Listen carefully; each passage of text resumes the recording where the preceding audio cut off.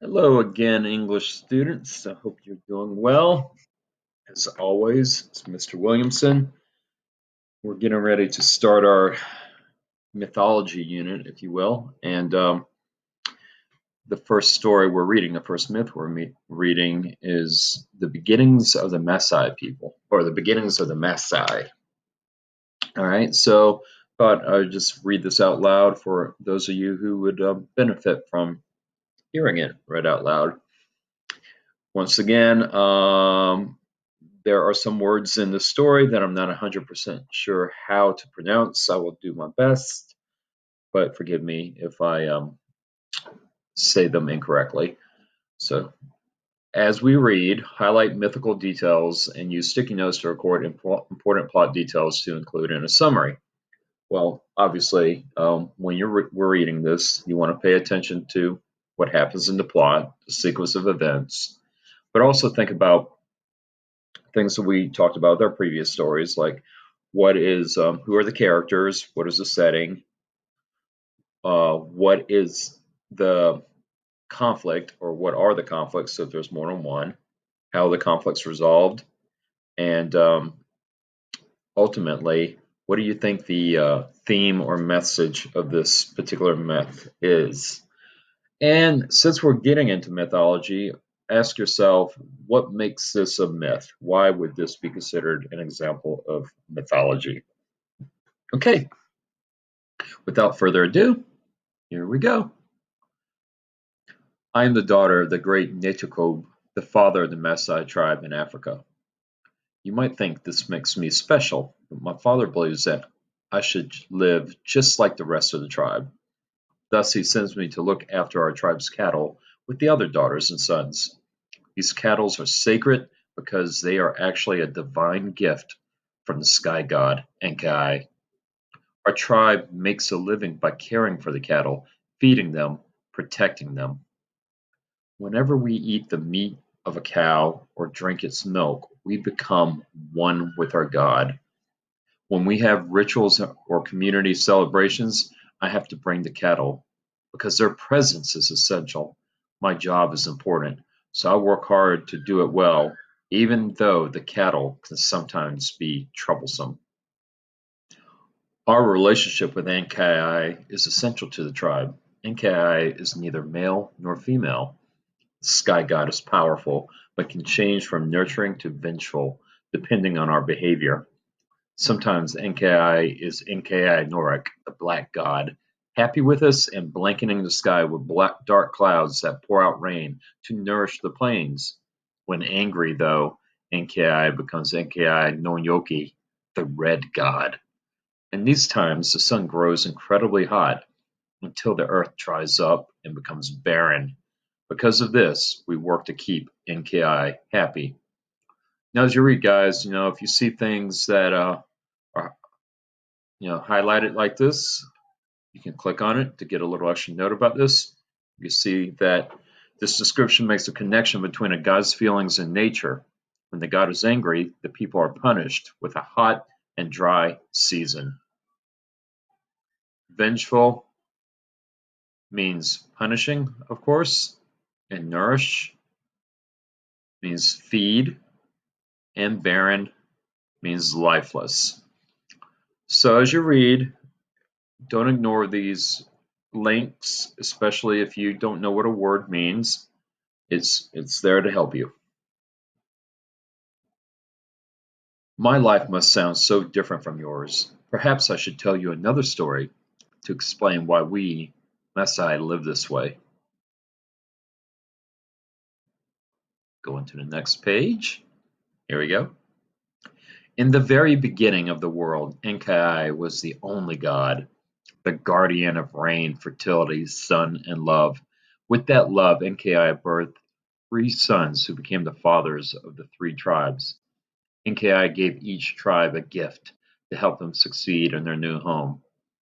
Upon the father of the Kikuyu, Enkai bestowed a hoe to cultivate the plains. To the father of the Kamba, Enkai gifted a bow and arrows so his people could hunt wild animals in the forests and plains. To my father, Netukob, the father of the Maasai, Enki gave a stick. Enki told my father to use to herd cattle. Do you know what that means?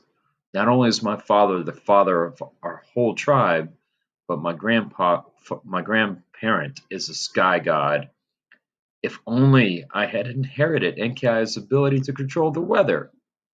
And once again, we have little notes up here where it says, in the very beginning of the world, Enki was the only god, the guardian of rain, fertility, sun, and love. The phrase "in the beginning of the world" gives you a clue about which part of the plot you're reading. It shows that one purpose of the myth is to explain the world's origin. That's an example of what we call a creation myth. Just about every culture in the world has some kind of tale, some kind of story that attempts to explain the origins of the world and the universe, and those are examples of what we call creation myths. So this particular story, at least part of it, is an example of a creation myth because it tells about the origin of the world. Bestowed means gave. Enki gave a hoe to cultivate the plains. Hoe, in this case, is obviously a tool used to cultivate, meaning farm. So there we go. I'm not going to click the audio part right here, but when you're reading on your own, if you see an icon for audio, strongly encourage you to click it because it will give you some added information or explanation that can help you with the understanding of the story. Continuing now. Things would have remained peaceful this way, all of us tending to our cattle and living together with Enki, if it hadn't been for the volcano. Starting to get some elements of a conflict here, right? You see, soon after I was born, a massive volcano erupted right in the middle of the cattle plains. My father tells me that the eruption was so violent that it broke the earth away from the sky and flung Enki and all the cattle high up into the heavens. Imagine that. Cows flying through the air. Every time my father tells the story, part of me wants to laugh a little. Now remember, a myth by its very nature is not realistic, okay? So this is where we start, we already have gods in here with Enki, but now we have some very, I would say, unrealistic elements going on, like where it says, the earth broke away from the sky, this whole part right here, and the cows are flying high in the sky. So this obviously is not realistic, but that is one of the key elements. One of the wonderful things about a myth is that it deals with the supernatural, and the events of a myth are not meant to be realistic. So keep that in mind when you're reading. But for our people, the Maasai, there wasn't anything funny about what happened. As the ruler of the sky, Enki could live well enough up there, but the cattle could not survive in dusty volcanic clouds. The cows became parched and hungry up there. They had no solid earth for roaming and no grass for grazing. Enki had to do something or risk losing his sacred cow. So here we have a conflict, right? These cows are going to die if something isn't done to help them. Enki called down to Nechokob, my father, and said, "Blessed father the Maasai, my cattle are dying here in the clouds. There is nothing I can do to help them in the sky. I'm going to send them down to you so that you can keep them safe and sacred." And now here we are with a question. What did Enki use to make his three sons? When you read this on your own, be sure you go back to the story and answer that question. All right, moving along. Nichiko was confused at first. It was one thing for an eruption to send cows flying up into the sky, but it was another problem entirely to get them down to earth again. The wise God knew how to solve the problem. Enki grew a giant fig tree out on the plains. The tree grew rapidly, and its branches grew so high that they reached up into the heavens. One by one, Enki sent the cattle walking down the branches of the fig tree, all the way down to the roots of the ground. My father and our people accepted the cattle and began to herd them with the sticks that Enki had given us. Now, the rest of the tribe calls my father the beginner of the earth because he mediates. I almost said meditates. That's not the word. He mediates between Enki and our tribe, just as he did when the cattle returned from the sky. So once again, we got some links here. The wise God knew how to solve the problem.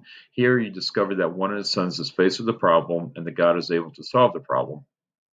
This tells you that the Maasai people trust in their God and call on their God when they need help.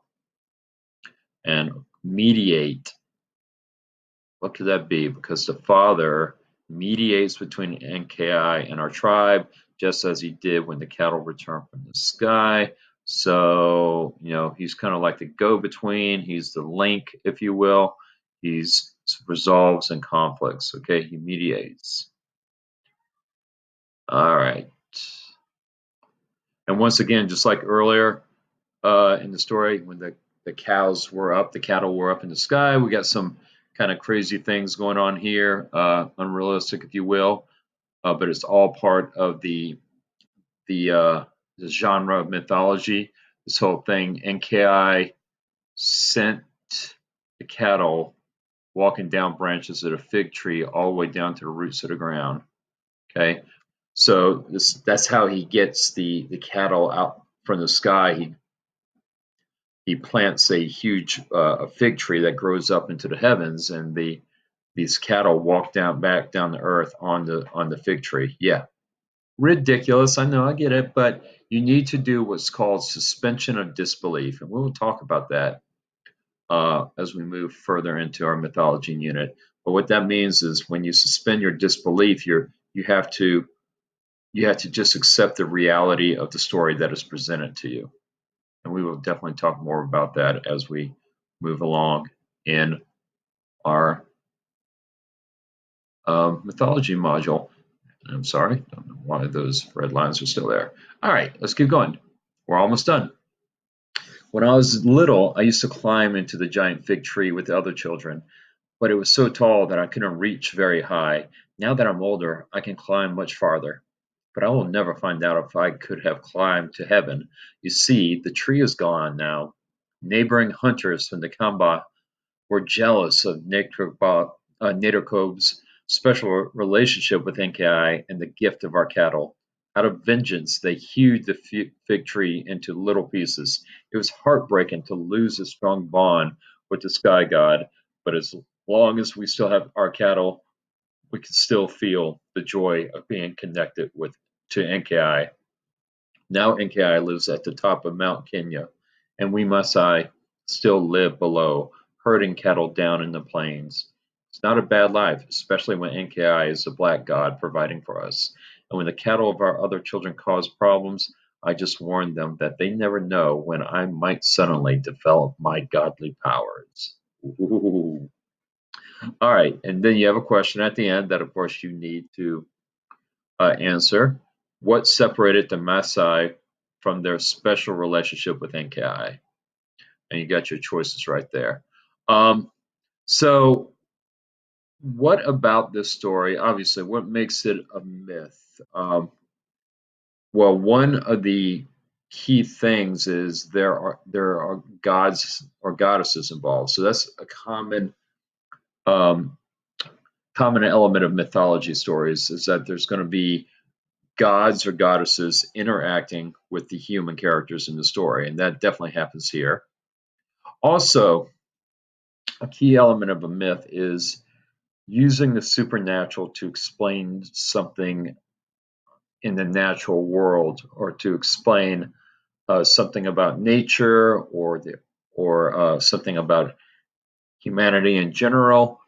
And this obviously gets into explaining about the cattle, as and the Maasai people, which these are real people, it's a real tribe, um, and it explains like why cattle would be important for their particular lifestyle and culture.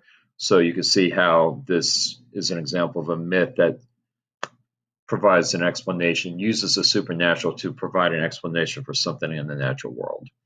Anyways, that is the beginnings of the Maasai. I hope you enjoyed reading it. It's a quick one, it's not long at all, but it is the figure we start off small before we work our way up to heavier myth stories. And yeah, if you have questions, just let me know. But be sure you go back to the story, answer the questions that you need to, and take the quiz that is at the end of this module. All right, then. Thank you.